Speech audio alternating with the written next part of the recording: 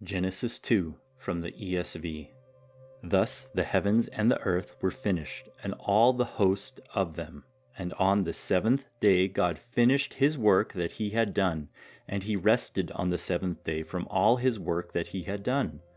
So God blessed the seventh day and made it holy, because on it God rested from all his work that he had done in creation.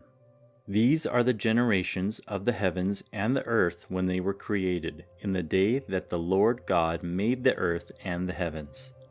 When no bush of the field was yet in the land, and no small plant of the field had yet sprung up, for the Lord God had not caused it to rain on the land, and there was no man to work the ground, and a mist was going up from the land, and was watering the whole face of the ground.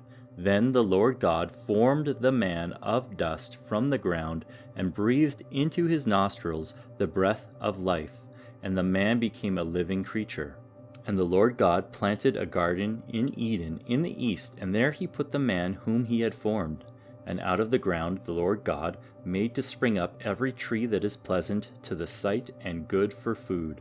The tree of life was in the midst of the garden, and the tree of the knowledge of good and evil. A river flowed out of Eden to water the garden, and there it divided and became 4 rivers.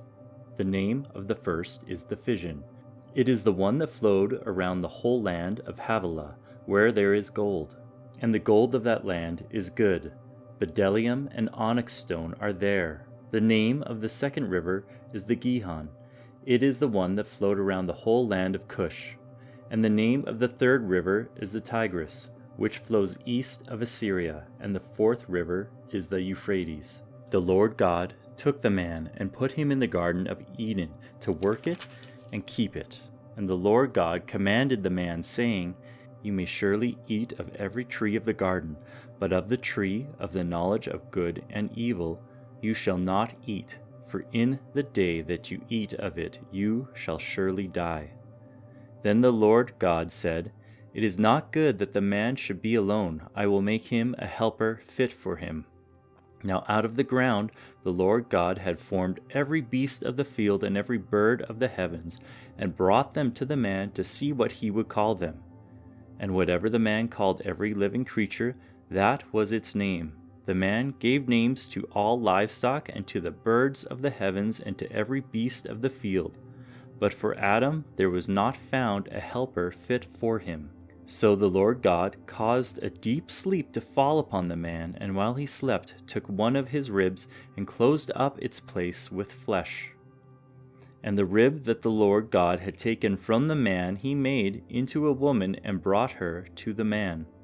Then the man said, This at last is bone of my bones and flesh of my flesh. She shall be called woman, because she was taken out of man. Therefore a man shall leave his father and his mother, and hold fast to his wife, and they shall become one flesh. And the man and his wife were both naked, and were not ashamed.